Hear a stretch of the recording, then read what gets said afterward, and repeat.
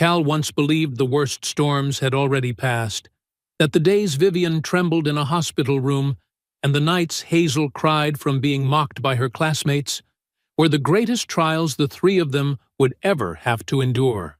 He was wrong, completely wrong. Because just when all three had begun to find a shared rhythm, when Hazel no longer feared the dark, Vivian stopped pushing everyone away, and Cal himself started to believe that a new life could rise out of chaos. The real storm hit. It came without warning. No shouting, no alarms, just a silence so sharp it chilled the spine. An unmarked envelope placed on the counter at Merrick's Motors.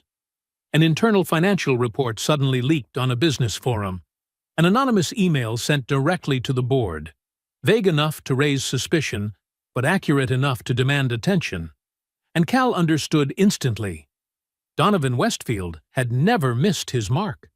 He had simply been waiting for the perfect moment to deliver a fatal strike. There was a moment when Cal paused at the doorway of the library, watching Vivian standing motionless at her desk, both hands braced against the cold wood, her small frame fighting to stay upright.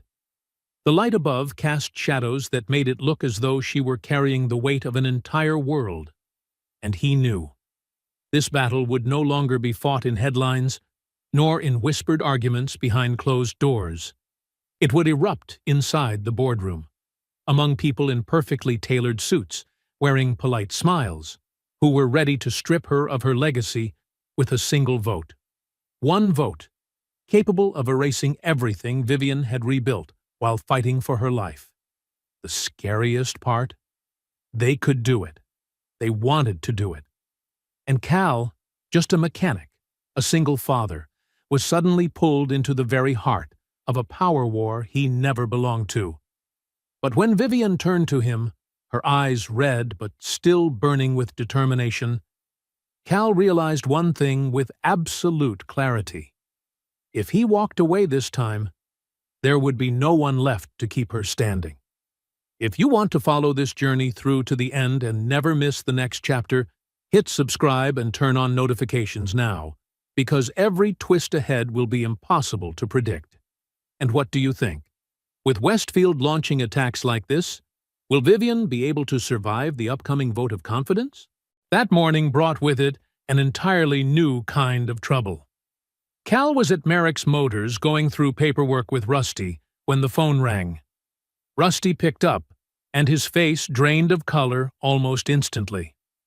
"There are people here from the Department of Public Health," he said, voice trembling with panic. "They said they received a complaint about improper disposal of automotive fluids. They're threatening to shut the shop down." The inspection unfolded so fast it felt unreal, and so irregular it sent a chill up Cal's spine.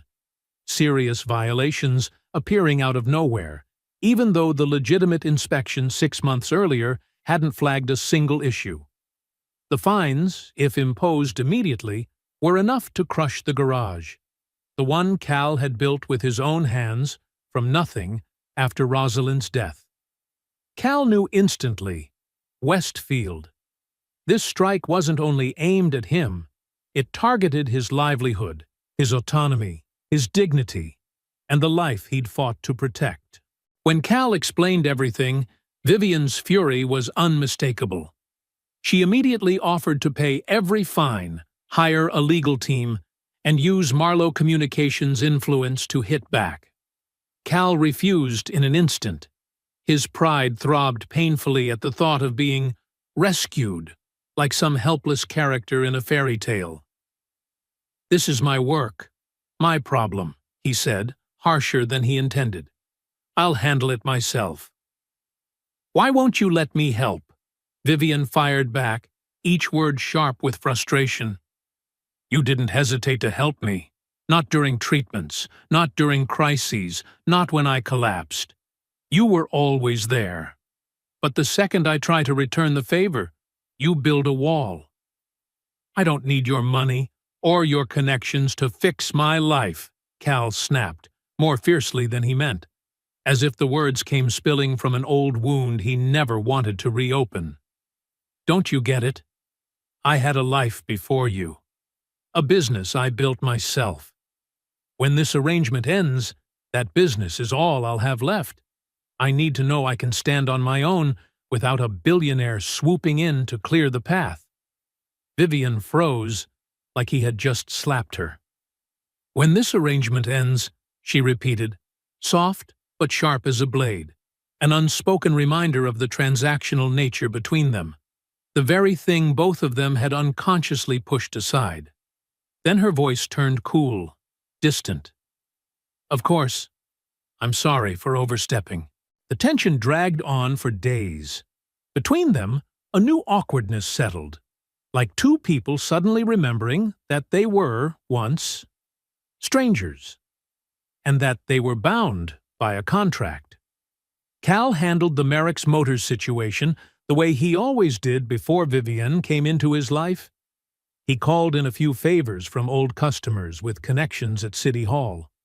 Eventually, he successfully appealed the absurd violations. The garage stayed open, a victory that, on any other day, he would have celebrated. But this time, everything felt hollow. No pride, no sense of, I did it. Only the bitter aftertaste of an argument that had never healed. Hazel, as always, was the first to sense the shift. "What's going on between you and Vivian?" she asked over dinner, her first night home after nearly a week at the mansion. "You two are acting weird, like Piper's parents right before they divorced. Fine on the surface, but too scared to look at each other." "There's nothing wrong, sweetheart. We just disagreed on some work stuff." Cal tried to smile, but the smile cracked the moment it left his mouth. Hazel stabbed a piece of chicken with unnecessary force. "That's also what Piper's dad said. Grown-up stuff. And now he lives in an apartment all the way in Vancouver and only sees Piper on holidays." The comparison hit Cal harder than he wanted to admit. What he and Vivian had wasn't a failing marriage. It was a contract with an expiration date. And yet, somehow, the idea of returning to a life without Vivian no longer brought relief. It felt like a loss waiting quietly to happen. Cal watched Hazel eat while his thoughts drifted to the one place he didn't want to face. The arrangement, the expiration date, going back to normal.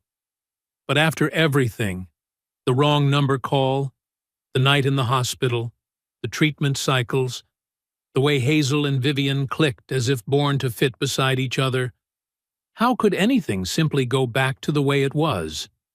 And then, like a truth he had been avoiding all along, Cal finally understood. He no longer saw Vivian as part of an arrangement, and the silence stretching between them, colder, more distant, only made that truth clearer than ever. The situation reached a breaking point the following week, right before Seattle's largest cancer research charity gala, where Vivian was being honored for Marlowe Communications' contributions to clinical trials. Cal arrived at the mansion and found Vivian in her bedroom, standing in the middle of a ring of discarded gowns. She looked more fragile than he had ever seen her. "None of them fit anymore." Her voice trembled, not just with frustration, but with a pain she struggled to admit. "I've lost too much weight. The tailor couldn't adjust them in time. I can't step on that stage like this, looking like the illness is winning." The confession cut straight through the cold wall that had stood between them for days. Without thinking, Cal walked over, took her hands, and made her look directly into his eyes. "Cancer hasn't won anything. You're still standing, still fighting, still the most formidable woman I've ever known. Dress or no dress?" Vivian let out a short laugh, thin and wavering. "Did you just call me terrifying even while I'm drowning in designer silk?" "I'm saying you're extraordinary." The words escaped him as raw truth, not consolation. Anyone who doesn't see that just isn't looking correctly. The moment hung between them for a long beat, thick and breathless. Vivian searched his face, looking for something along that blurred line between them. "James came to my treatment last week," she whispered, "and you told him I had everything I needed. Were you being honest, or just putting on a show?" Cal didn't get a chance to answer, because Sienna burst in with a rack of emergency gowns, dragging them both back to their safe, familiar roles. And Vivienne's question hovered above them all the way to the gala. The gala was a portrait of opulence. The Heathman Hotel's ballroom glowing, Seattle's elite gathered, champagne sparkling, auction items quietly climbing into the hundreds of thousands. Vivienne entered radiant in a midnight blue gown subtly altered to hide the weight loss. Her wig was styled flawlessly, her makeup carefully applied to disguise the pallor, but it couldn't hide the exhaustion in her eyes. To anyone watching, Vivienne and Cal were the perfect couple. The beautiful heiress, the devoted partner, a modern fairy tale. No one saw Vivienne's hand tremble lightly on Cal's arm each time fatigue crept up. No one noticed how Cal instinctively shifted positions to support her, or the discreet glances they exchanged each time he guided her toward a quiet corner to rest. And right there, tucked behind a giant floral display, they overheard two board members speaking in hushed voices. "Westfield is making his move next week. He has medical records proving Vivienne is no longer fit to lead. He's calling for a competence vote." "That sounds extreme," the other whispered. "She's doing fine, considering." "You haven't seen what I've seen," the first voice snapped. "Last week, during the closed session, she almost nodded off. That mechanic boyfriend had to present for her. Westfield says a major failure is only a matter of time. We need to act to protect the company." Vivienne's fingers tightened painfully around Cal's arm. Cal immediately guided her away, before anyone realized what they had heard. On the way home, the car glided through Seattle's rain-slick streets. Vivienne stared out the window, her reflection pale, like a ghost who no longer belonged to the glittering world outside. It wasn't until they were back in the library that she finally spoke, voice hollow, sharp as shattered glass. "They've been watching me fail from the start, recording every stumble, every lapse. They built an entire dossier to turn against me." Her hands shook violently as she poured herself a scotch. "I knew Westfield was ruthless, but using my illness as a weapon? Using my own board to tear me down?" Cal wanted to comfort her, but in that moment, any platitude would have been cruelty. "What can I do?" A simple question, but a genuine plea. Vivienne looked at him, this time without any performance, any armor. "Westfield knows our arrangement began as a transaction. He'll use it to destroy me, to paint me as manipulative, and you as someone who was paid." She set the glass down, eyes sparking with fierce resolve. "So we need to give them something they can't deny, something they can't twist, something real." "What are you thinking?" Vivienne's answer was a kiss. She rose onto her toes, one hand braced against his chest for balance. Her lips met his not to seduce, but to ask, "Are you truly here? With me?" Cal froze for a heartbeat, not from shock, but from what surged inside him. A sense of perfect rightness, as if something misaligned for so long had finally clicked into place. When they pulled apart, Vivienne looked at him, vulnerable, but also boldly challenging. "I need to know if this is still an arrangement for you. Because for me, it hasn't been for a long time." Cal drew a long breath, searching for words for the knot of emotions inside him. Longing, fear, hope, hesitation. "I don't know what this is," he admitted, voice rough with honesty. "I just know. I stopped checking the calendar months ago, stopped counting the days left, and I've been scared of the day I'd run out of reasons to walk into your house. Vivian smiled, the first real smile in weeks, the kind that made her look like herself again. Then let's give ourselves a better reason. The second kiss held no question, only the answer. A connection that had begun in crisis, but had grown strong enough to stand outside any arrangement. What they didn't realize, that private moment was about to be hurled into a public storm. The competence vote was coming, and this time the weapon wouldn't be PR or optics, but the raw truth of who they were and what they meant to each other. The morning after their kiss, Cal woke to sunlight slipping through unfamiliar curtains. For a few hazy seconds, he had no idea where he was. High ceilings, sheets soft as clouds, the faint sound of footsteps in the hallway. And then it all rushed back at once. Vivian's kiss. The unspoken choice to stay instead of pulling away. The way they touched, carefully, slowly, not crossing any lines, moving by instinct as if both were learning how to trust this new kind of closeness.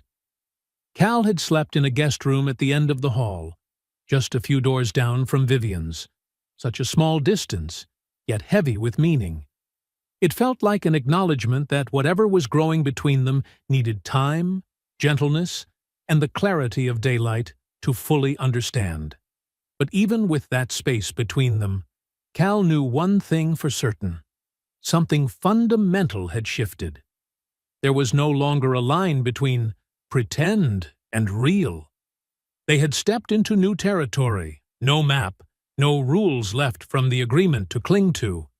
Cal found Vivian in the kitchen, the only room in the mansion that felt alive.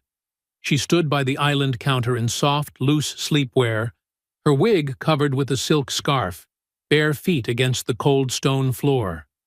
No makeup, no designer armor, none of her usual polished presentation.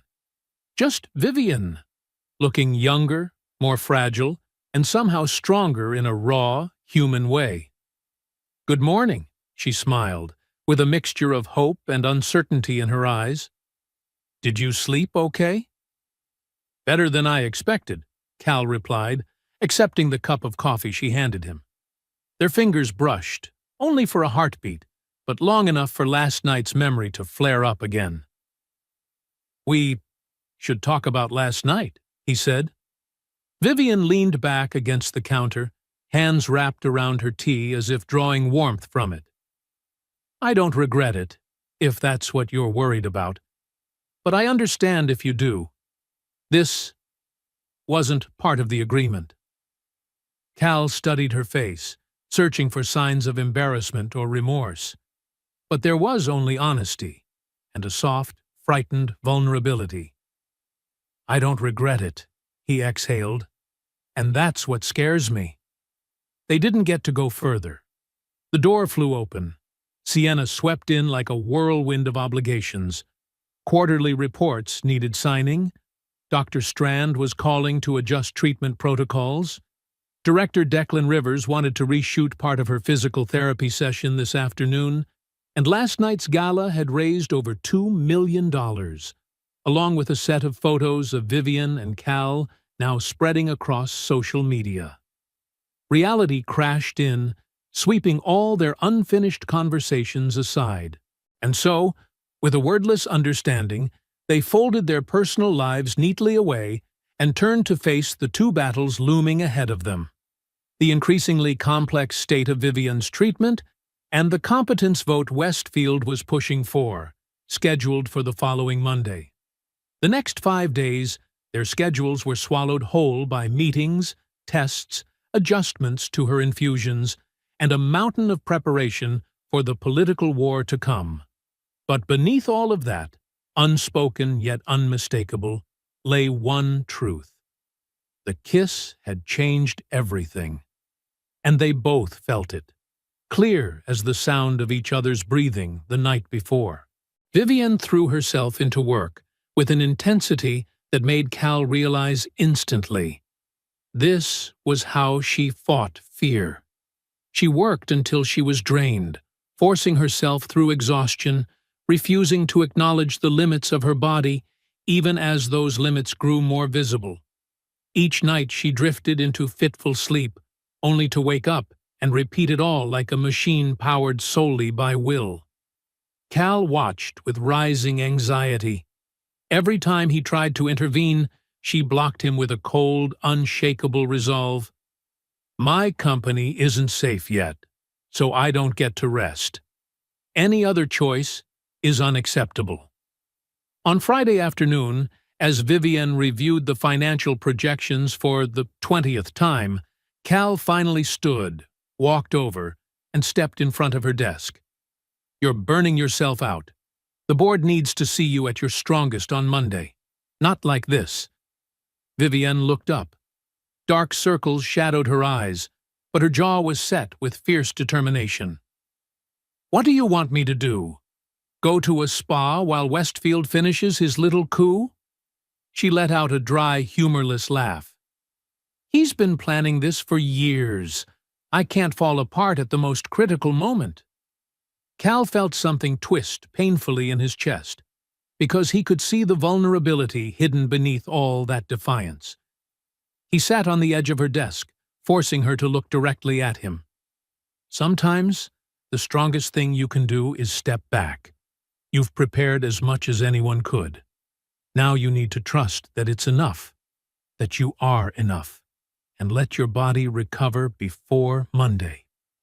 The resistance in Vivian's eyes flickered, then faded, like a candle burning down to its final wick. The night before the vote, they didn't stay at the mansion. Instead, they went to a small cabin on San Juan Island, Vivian's family retreat, once declared by her father as a no-work zone. No ringing phones, no financial briefings, no boardroom battles. Just sea wind, the scent of pine, and a silence they hadn't realized they desperately needed. Hazel came along, thrilled to explore the woods behind the cabin and the glass-still lake out front. Her presence added a gentler rhythm between Cal and Vivian. Lighter, less tense, a soft buffer that kept them from diving immediately into the heavy questions about a future still too tangled to define. Late that night, after Hazel had fallen asleep in the loft, Cal and Vivian sat side by side on the wooden floor, looking out at the moonlit lake. The silence wasn't heavy anymore. It was warm, peaceful, the kind shared by people who understood each other without having to speak. I've been thinking about what comes after, Vivian said, her voice so soft it seemed to blend into the night. After the vote, whether we win or lose. Cal stayed quiet. He knew she needed to lead the way. Our agreement ends in 3 weeks, she continued, turning toward him. Moonlight traced a silver outline along her face. 6 months. That was the deal. Cal nodded. Something that had once felt so definitive now seemed distant, like a memory from a past life. I want to renegotiate, Vivian said, and her voice shifted into that familiar professional tone, the one she used to hide anything honest. Not the financial terms, other conditions, expectations, time, what we define ourselves as. Then Cal understood. She wasn't talking about a contract.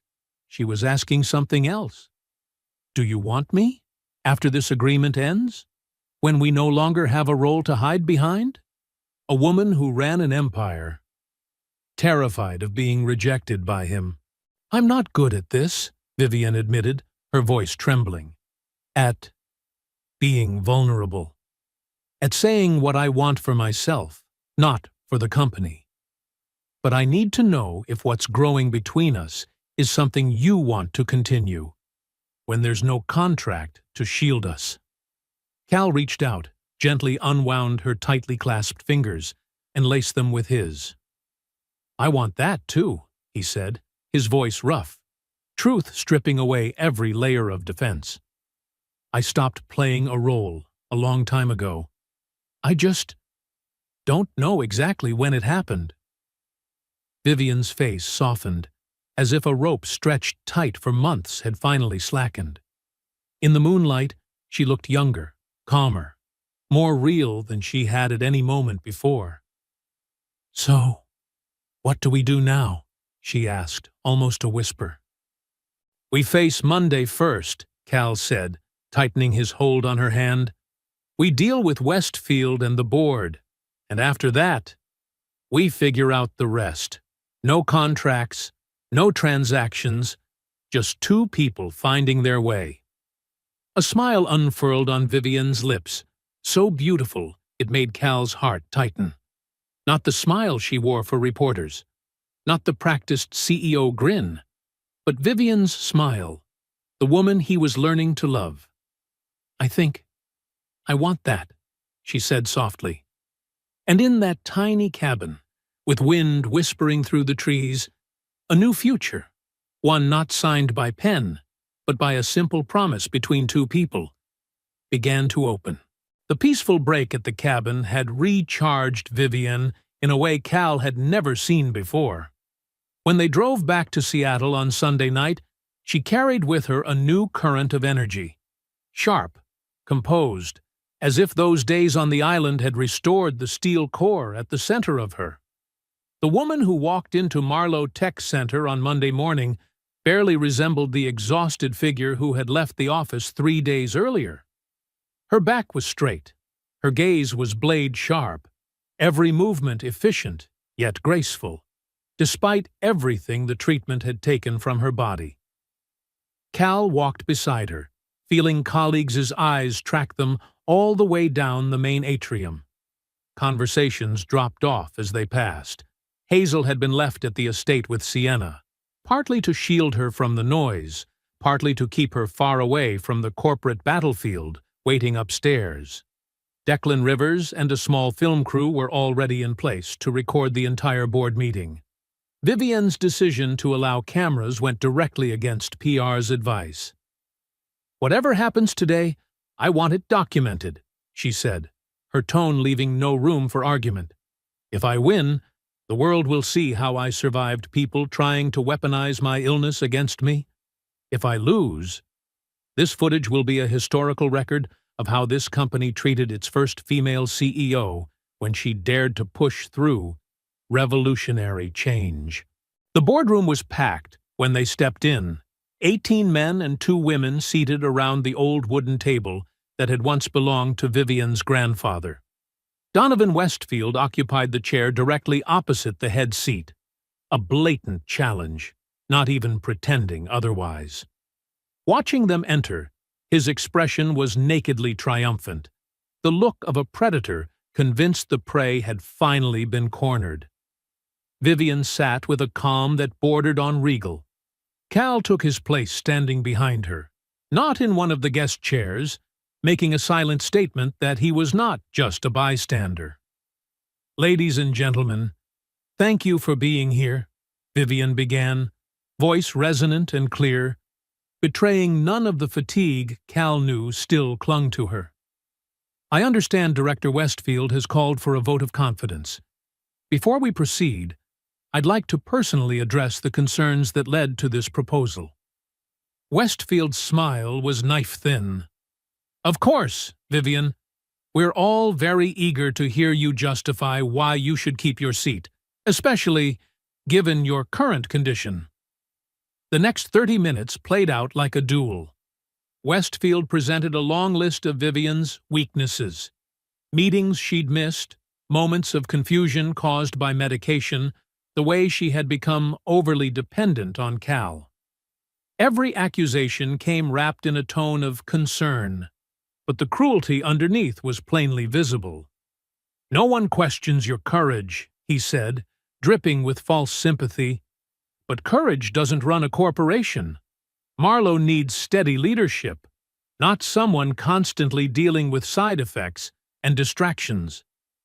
Vivian didn't move. Standing behind her, Cal could see the faintest tremor in her fingertips. Not fear, anger, tightly contained. When Westfield finally stopped, Vivian closed her notebook and rose to her feet. The room held its breath. Everything he said about my health is true. Her bluntness made Westfield falter. I have cancer. I go through treatments that leave me exhausted, nauseous, foggy. Some mornings, getting from my bed to the front door feels like climbing Mount Rainier. What he did not say is that our market share has grown 12% under my leadership. Customer satisfaction is at its highest point in 5 years. The Marlowe Community Connections Initiative has generated positive media coverage equivalent to millions of dollars in ad spend. She looked each board member in the eye, one by one. If this is not the kind of leadership you want, then vote me out. But don't lie to yourselves that you're removing a sick woman. You'll be voting against a leadership philosophy that puts people alongside profit, the future alongside the past, ethics alongside convenience. Westfield laughed, a hollow, empty sound. Very moving, Vivian. But reality is you're weak, unstable, and increasingly reliant on an outsider. His eyes slashed toward Cal, full of contempt. Before Vivian could respond, Cal stepped forward, resting a steady hand on her shoulder. She understood, giving the barest nod. For the past 6 months, I've watched Vivian every single day, Cal said, his voice calm in a way that bordered on dangerous. I've seen her show up to work straight from treatments that would flatten most people. Not because she's stubborn, but because she cares more about this company than her own comfort. He opened his briefcase, pulled out a thick folder, and laid it on the table. What I couldn't stop wondering was why Westfield wants her gone now. So I went looking for an answer. The air in the room shifted. In this folder are documents showing that Westfield has been holding private meetings with Meridian Communications for the past 4 months, which just so happens to be right after Vivian rejected the buyout offer he pushed for. Westfield's face flushed a furious red. Ridiculous! That file is fabricated. Vivian rose again, her voice soft enough to be gentle, but each word landed like a hammer. We've had 2 separate forensic teams verify it. She locked eyes with him. You really thought my father didn't put safeguards in place for a situation like this? That he wasn't watching every member of this board, even after his death? The room went dead silent. Westfield tried one last time to salvage his position. This still doesn't change the fact you're unfit to lead. Vivian's answering smile was pure ice. The last page in that folder is my medical report from yesterday. The cancer is in remission. No one spoke. Beatrice Langford, the longest-serving board member, who had worked with Vivian's father for 40 years, finally broke the silence. I think we've heard enough. All in favor of retaining Vivian Marlowe as CEO, please raise your hand. 16 hands went up immediately. 2 more hesitated a beat, then slowly rose. Only Westfield and one of his loyalists kept their hands down, completely irrelevant now. Vivian inclined her head, accepting the result with quiet composure. Behind her, Cal could feel the subtle wave of relief moving through her body. Thank you for your confidence. Mr. Merrick and I have another commitment to attend to. Excuse us. They left the room and stepped into the private elevator. Only when the steel doors slid shut did Vivian allow herself to exhale. A long, shuddering breath, as if shedding a weight that had sat on her shoulders for months.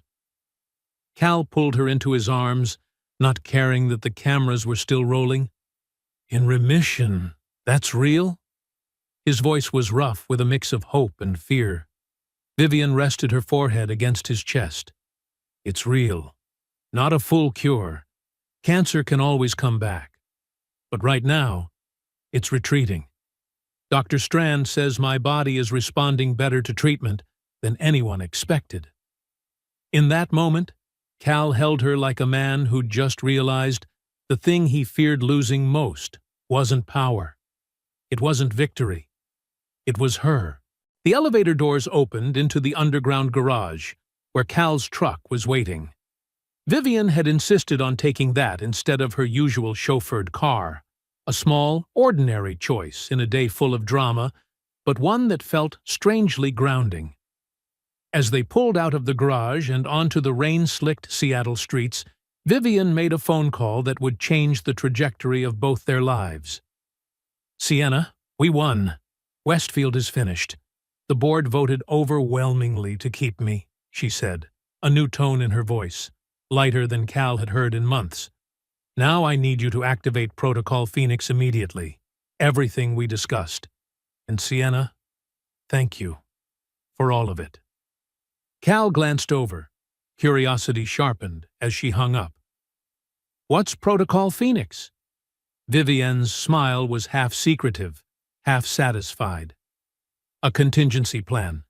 Something I learned from my father. You always need an exit strategy, even when you're winning, especially when you're winning." What that cryptic line really meant only became clear 3 days later, when Vivian called a press conference to announce a seismic change in Marlowe Communications' leadership structure. Standing before a forest of microphones, looking healthier and more alive than she had in months, Vivian delivered news that stunned Seattle's business community. "Effective immediately, I am stepping down as Chief Executive Officer of Marlowe Communications," she said, her calm announcement at odds with the shocked murmur that rolled through the press. "I am not leaving the company. I am transitioning into a new role as chair of the board, focusing on long-term strategy and innovation, while delegating day-to-day operations to our new CEO, Sienna Doyle." Questions erupted like a volcano. Why now? Was this decision health-related? Had she been forced out despite Monday's overwhelming confidence vote? Throughout the conference, Vivian remained composed, meeting every question with transparency and clarity. This decision comes entirely from self-reflection, not external pressure. My fight with cancer has changed my perspective on many things, including the kind of life I want and how I want to contribute to Marlowe Communications' future. Sienna has been my right hand for 5 years. She understands my vision and has the operational capacity to execute it better than I can while I balance treatment and recovery. It wasn't until the formal questions wrapped up, when Vivian was about to leave the podium, that a reporter finally shouted the one question hanging over the room that no one had dared voice yet. "What about Callum Merrick? What happens to your relationship now that you're stepping away from the full-time CEO role?" Vivian paused, turned back to the microphones with an expression that blended amusement and tenderness. "That's a personal question, but since it's been the subject of so much speculation..." She glanced toward Cal, standing at the side of the stage as support. "My relationship with Callum began under very unusual circumstances, but it's grown into something neither of us anticipated. Whatever happens to the future of Marlowe Communications, Callum will be part of my personal future, if he still wants me there." The public declaration stopped Cal in his tracks. Their private conversations had circled deeper and deeper into feelings, sure, but neither of them had ever laid out the after this plainly. Vivian's willingness to commit, on camera, without warning or negotiation, was a kind of vulnerability he'd never expected from her. The woman who always had a backup plan for her backup plans was now willing to improvise their personal future live, in front of rolling cameras. The days following the press conference blurred into a storm of transitions. Vivian gradually handed off responsibilities to Sienna while maintaining key relationships and overseeing strategy. Her lighter schedule finally allowed her to rest properly between treatments, and the visible improvement in her energy and complexion proved she'd made the right call. For Cal, the shift brought both opportunity and uncertainty. With Vivian no longer CEO, the original terms of their agreement were effectively fulfilled, regardless of the official end date. The $1 million promised for 6 months at her side still sat untouched in escrow. He had never drawn from it, not once, because what lay between them had grown far beyond the transaction it began as. One rainy afternoon, while Cal was going through paperwork in Vivian's home office, she walked in holding an envelope. "This is yours," she said quietly, setting it in front of him. "The final transfer forms from the escrow account. Just sign, and the money hits your account tomorrow." Cal stared at the envelope, suddenly reluctant to touch it. Completing the remaining part of their deal now felt wrong. Taking money for this, for us, suddenly doesn't feel right. Vivian sat down beside him, her expression thoughtful. "Consider it compensation for the disruption to your work," she said slowly. "For putting your own business on hold, for living under public scrutiny, for all the arranged parts of our deal, the parts that have nothing to do with what grew between us afterward." Her logic was perfectly sound. Still, the knot inside Cal wouldn't untangle. Accepting the money now felt like staining something pure that had formed between them. Before he could find the words for all of that, Hazel burst into the room, excitement spilling out of her. "Dad, Ms. Sienna called and said you can meet Mr. Whitmore tomorrow to talk about expansion. And after that, can we go see the new place? Please, please." Cal traded a bewildered glance with Vivienne, who suddenly looked suspiciously innocent. "Expansion of what? And what does Jasper Whitmore have to do with this?" Hazel's face fell the moment she realized she might have said too much. "Oops! Was that supposed to be a secret?" Vivian managed just enough grace to look slightly guilty when Cal turned to her, one brow raised. "I may have mentioned your long-term goals to Sienna," she admitted. "And Sienna happens to be college friends with Jasper Whitmore's daughter. Jasper sits on the board of the Marlowe Communications Charitable Foundation, whose newest initiative funds vocational training programs." The pieces slid into place. Vivienne had set up an opportunity for him, just as she had prepared Sienna for the CEO role. Not as charity, not as repayment, but as an investment in his vision, his independence, in his future beside her, not beneath her. Once he understood that, the escrow envelope looked different. No longer payment for services rendered, but seed capital for the dream he'd shelved. A dream Vivienne had listened to on late nights, and now wanted to help nurture, not replace with her own plans. That night, after Hazel had gone to bed, Cal found Vivian in the estate library, curled up in her favorite window seat with a book she clearly wasn't reading.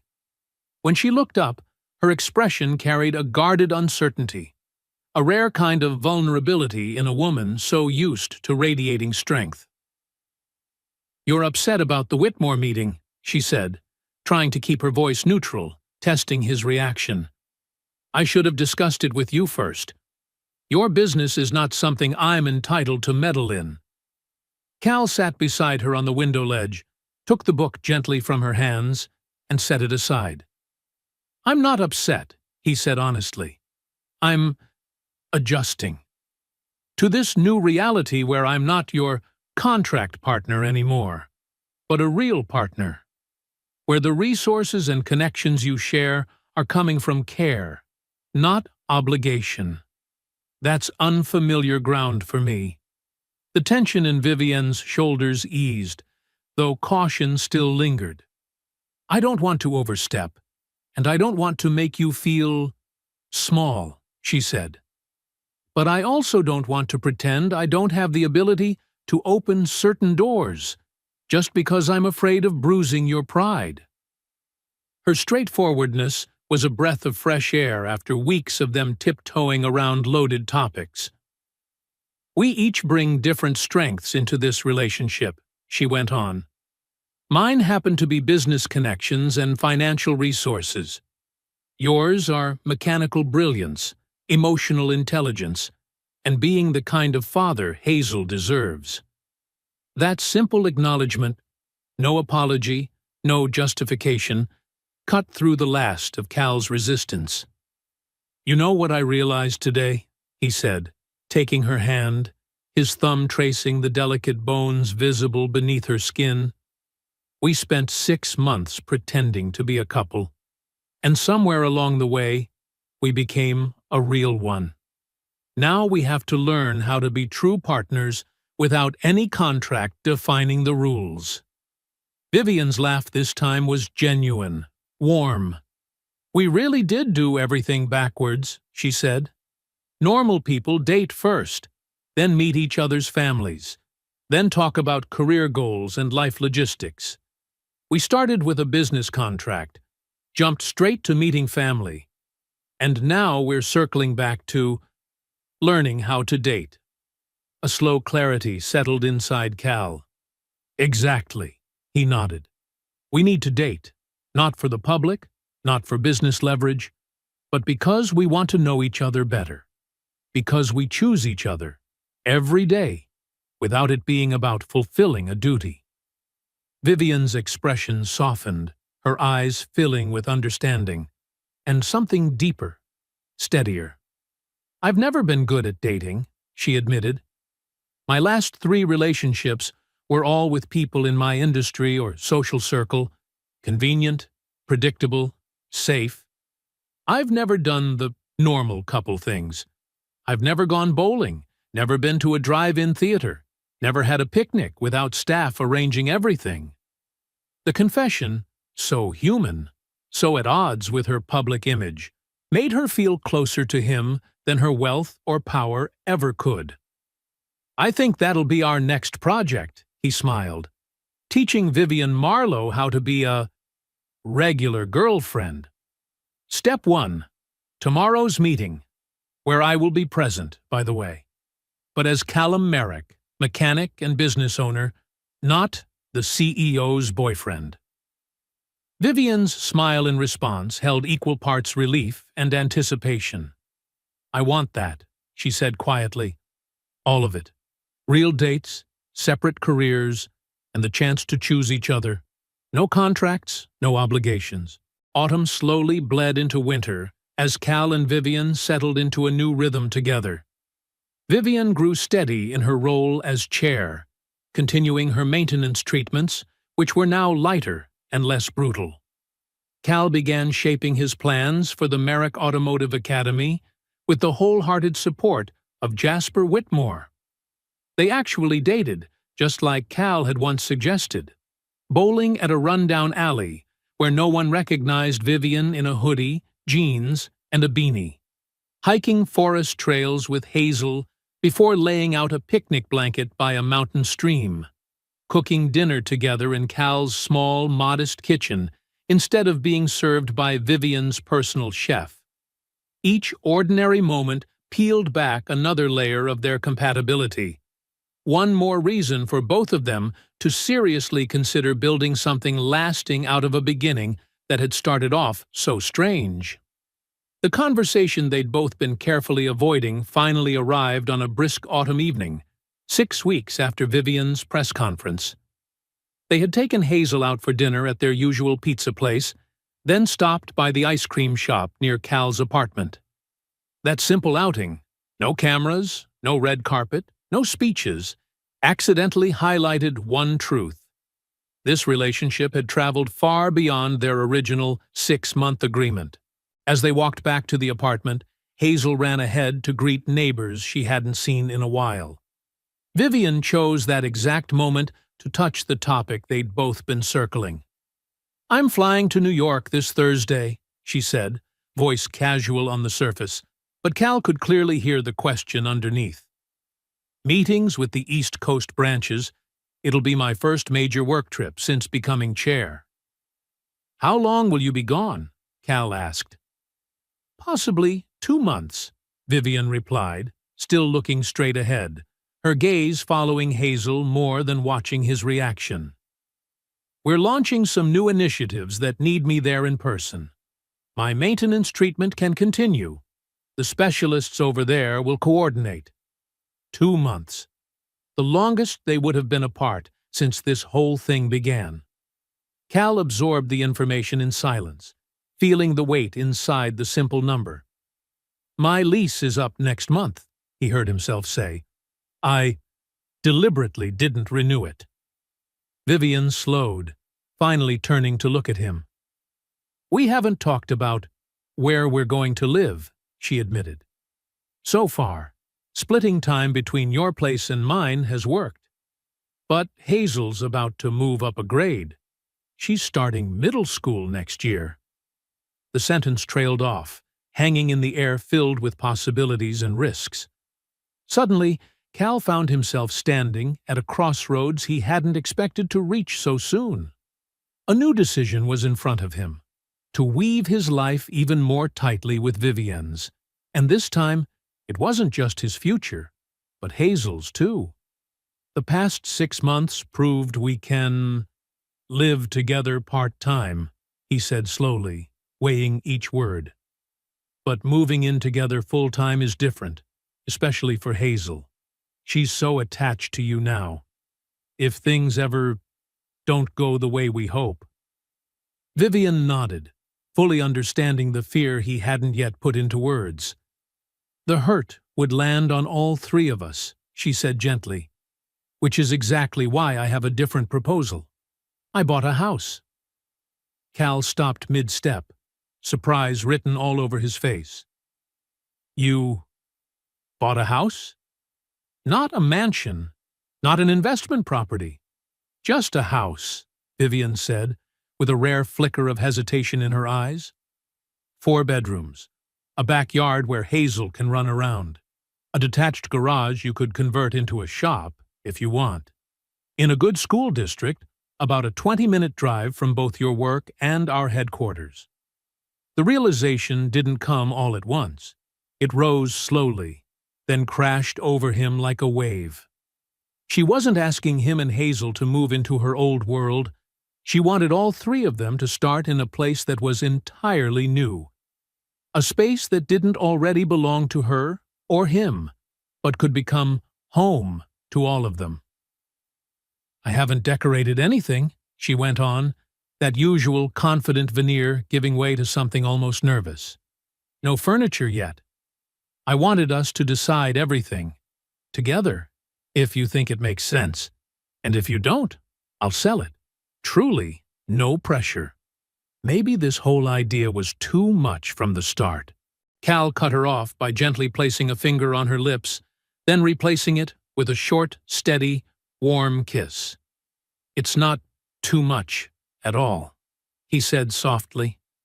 "This is you doing what you do best. Thinking ahead, planning strategically. That's your superpower." The corner of his mouth lifted into a slow, genuine smile.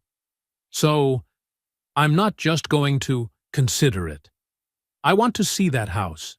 A place that isn't yours or mine, but ours." He glanced over at Hazel up ahead, chattering animatedly with the corner store owner who always snuck her extra candy. Hazel had adapted to all their recent changes with astonishing resilience and had built a real bond with Vivian that went far beyond their strange beginning. When Cal looked back at Vivian, he no longer saw the billionaire who had once hired him, but the woman who had become essential to his happiness. Brilliant to the point of blinding, stubborn, contradictory, strong, and vulnerable in ways only he got to see. "Actually, I'm more than just considering." The decision inside him suddenly crystallized, clear as daylight. "Tomorrow, we go see the house.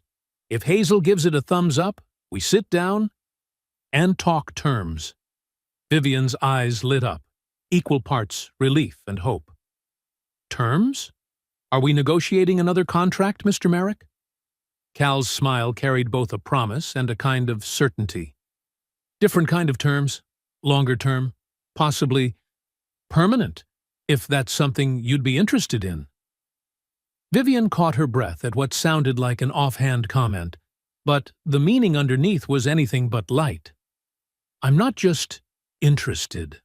I think I'm very much hoping for that," she whispered, her voice softening as emotion finally crept past her usual composure. "But first, you'll have to meet my mother. She's flying in from London next week. She says she wants to meet the man who answered a wrong number call at 2 a.m. and somehow ended up changing her daughter's whole life." Cal laughed, out loud enough that Hazel turned back and waved happily. "After everything we've already survived together, I think I can handle meeting your mother," he said, still chuckling. "Besides, I've built up a pretty solid resume by now. Former CEO of Marlowe Communications, current chair of the board, and a very reliable 10-year-old who goes around telling people I'm the best dad in Seattle." Vivian squeezed his hand, her expression softening into something more private than any flashbulb had ever captured. "I think that little girl is right," she murmured. They kept walking, their laughter floating gently down the street, seeping into the cold evening air, like a quiet preview of the warm rooms in the new house they would someday fill together. Sometimes, a wrong number call at 2 in the morning is the only call you truly need. Sometimes, just showing up for a stranger in the dark is enough to change the direction of an entire life. And sometimes, the most unlikely connections lead to the most fitting bonds. Not in spite of the wrong digits and mistaken identities, but because of them. If you've stayed with this story all the way to these final lines, thank you, truly, for staying until the end. What do you think about the choice Cal and Vivian made? If it were you, would you dare to answer a wrong number call at 2 in the morning and let it change your life? If this story touched you, please hit the like button so I know you want more journeys of healing and new beginnings like this on the channel. Subscribe and ring the notification bell so you don't miss the next stories. Each one is a very real slice of love, betrayal, second chances, and life-changing turning points. Comment below and tell me, which moment in this story moved you the most? How do you imagine the future of Cal, Vivian, and Hazel in their new home? And if you have a story of your own, about a wrong call, a wrong turn, or a connection that seemed impossible at first, share it in the comments. Who knows? It might become the seed for a future episode on this channel. I'll see you in the next story.